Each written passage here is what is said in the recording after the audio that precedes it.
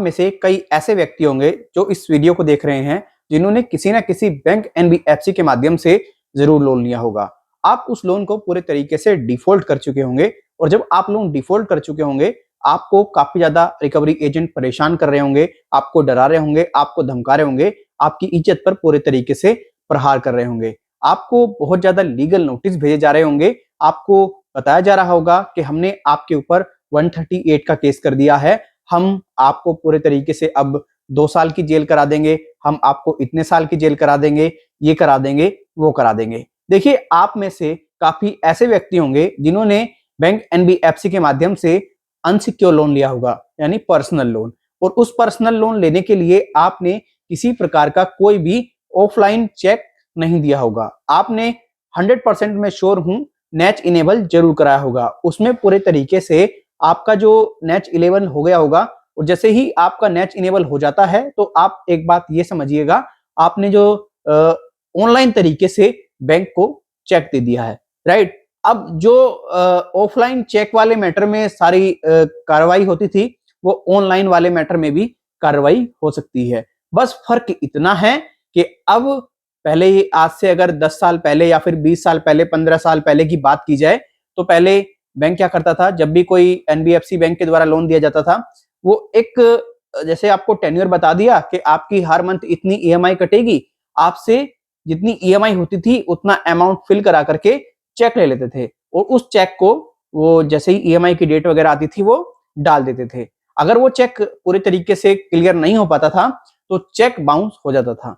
जब cheque bounce हो जाता था तो बैंक को पूरे तरीके से, एनबीएफसी को ये राइट्स मिल जाते थे कि वो उस चेक को पूरे तरीके से जो बाउंस हुआ है उसके बारे में आपको बताए और आपको पूरे तरीके से कहे कि देखिए ये जो चेक है बाउंस हो चुका है, आप या तो दूसरा चेक दीजिए या फिर जो भी है पेमेंट वगैरह हमें किस तरीके से आप करना चाहते हैं वो बताइए। जब व्यक्ति किसी प्रकार का कोई रिस्पॉन्स नहीं देता था, चेक बाउंस पर बाउंस होते चले जाते थे, तो बैंक और एनबीएफसी कानूनी तरीके का सहारा लेती थी। उस कानूनी तरीके में वो क्या करते थे, वो पूरी तरीके से व्यक्ति पर 138 का केस कर देते थे। 138 का केस जैसे रजिस्टर्ड होता था, व्यक्ति को पूरी तरीके से पता ही है 138 के केस में क्या होता है, आपको पूरी तरीके से जेल हो सकती है, आपको जुर्माना देना पड़ सकता है, तो बहुत सारी चीजें यही हैं।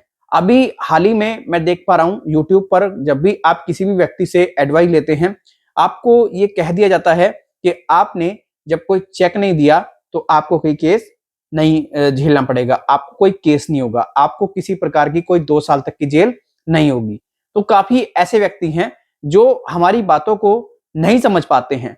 हम क्लियर बता रहे हैं, जो आपने चेक नहीं दिया है, लेकिन चाहे ऑनलाइन माध्यम से चाहे ऑफलाइन माध्यम से, अगर आपने कोई चेक दिया है, नेच इनेबल कराया है और आप पूरे तरीके से बाउंस पर बाउंस करा रहे हैं, तो बैंक और एनबीएफसी के पास में ये अधिकार है, आपके ऊपर सेक्शन 25 के तहत केस कर सकते हैं। और सेक्शन 25 ये ध्यान रखें, चेक बाउंस वाला ही मैटर है, अगर देसी भाषा में मैं आपको समझाने का प्रयास करूं तो अगर आप ये मान करके चल रहे हैं कि आपने किसी प्रकार का कोई चेक नहीं दिया है, तो आपने नेच इनेबल जरूर कराया होगा, और अगर आपने नेच इनेबल कराया है, आप इस गलतफहमी में है कि आपके ऊपर केस नहीं होगा, तो आपकी ये गलतफहमी हम दूर किए देते हैं, आपके ऊपर केस 100% होगा। हमारे एक सब्सक्राइबर हैं प्रताप कुमार, इन्होंने हमें ईमेल किया और बताया कि सर मैंने फलाना एनबीएफसी से 4 लाख रुपए का लोन लिया था काफी टाइम पहले, मैं पेमेंट कर रहा था लेकिन पेमेंट नहीं कर पाया। आगे क्यों नहीं कर पाया? क्योंकि पैसे वगैरह नहीं थे और अकाउंट भी पूरे तरीके से शून्य हो चुका था पूरे तरीके से। अब इन्होंने जो नेच है वो लगाते रहे और नेच लगाने के बाद में जब नेच बाउंस पूरे तरीके से होते गए, तो नेच बाउंस होने के बाद में इन्होंने क्या कर दिया, अब मेरे ऊपर एक केस कर दिया और मुझे इन्होंने नोटिस भी भेजा और उस नोटिस का मैं जवाब नहीं दे पाया। मैंने सोचा फेक है, फर्जी है, जब मैंने कोई चेक नहीं दिया, अब मैं बड़ी मुसीबत में फंस चुका हूं, अब मैं क्या करूं? तो मैं आपको बताना चाहूंगा, आपको एक एडवोकेट से संपर्क करना है, वो आपको अच्छे तरीके से इसमें गाइड कर देंगे। और माननीय जज साहब के सामने आप बता सकते हैं कि आपको क्या मतलब प्रॉब्लम झेलनी पड़ी, किस वजह से आपको इश्यू हुआ, कैसे आप जवाब नहीं दे पाए, तो ये सब चीजें जो है वहां पर आप क्लियर कर सकते हैं। बाकी आप कोई अच्छा सा एडवोकेट करेंगे तो आपको अच्छे तरीके से वो कानून की भाषा में ही गाइड कर देगा। क्योंकि देखिए, हम कोई एडवोकेट तो है नहीं, हम अपने व्यक्तिगत अनुभव के आधार पर आपको जेन्युइन इंफॉर्मेशन अपने चैनल पर प्रोवाइड कराते हैं।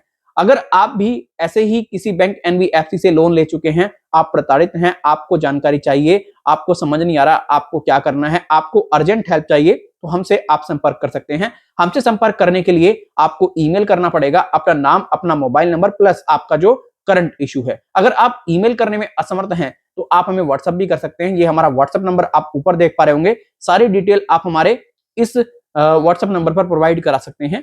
जैसे ही आप हमें व्हाट्सएप करेंगे, आपको हम बता देंगे कि आपको हमें कैसे पेमेंट करना है, और जैसे ही आप पेमेंट करेंगे आपको 100% एकदम करेक्ट इंफॉर्मेशन मिल जाएगी और आपकी समस्या का समाधान टेलीफोनिकली हम कर देंगे। और आपको बता दें, हमें कोई आपको 2000 रुपए नहीं देने, कोई आपको 1000 रुपए नहीं देने, कोई आपको 500 रुपए नहीं देने, काफी मिनिमम अमाउंट पर हम आपकी अच्छी खासी हेल्प कर देंगे। अब आप में से काफी ऐसे व्यक्ति हैं जो चाहते हैं कि हम बैंक से उनके बिहाफ पर बात करें, उनकी प्रॉब्लम को पूरे तरीके से सॉर्ट आउट करें, तो वो हमसे कांटेक्ट जरूर करें। हम आपकी प्रॉब्लम को सॉर्ट आउट करने का पूरा प्रयास करेंगे, क्योंकि काफी ऐसे व्यक्ति होते हैं जो बैंक और एनबीएफसी के एजेंट्स को कन्विंस नहीं कर पाते हैं, प्रॉपर मैसेजेस नहीं कर पाते हैं, प्रॉपर तरीके से उन्हें जवाब नहीं दे पाते हैं, उस वजह से वो प्रॉब्लम में आ जाते हैं। तो हम उनके बिहाफ पर उनकी प्रॉब्लम को सॉर्ट आउट कराने का पूरा प्रयास करेंगे।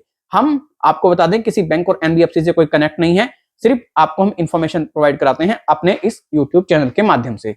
फिर मिलेंगे किसी और वीडियो में। अपना ख्याल रखें, अपना ख्याल रखें, ध्यान रखें, अगर आपने ऑफलाइन चेक नहीं दिया है और ऑनलाइन आपने नेट इनेबल कराया है, और अगर बैंक और एनबीएफसी आपके ऊपर केस करते हैं, तो आपको 100% 2 साल तक की जेल हो सकती है और आपको जुर्माना भी देना पड़ सकता है। तो समझ चुके हैं आप किस केस में आपको जुर्माना देना पड़ सकता है और किस केस में आपको जेल हो सकती है। फिर मिलेंगे किसी और वीडियो में।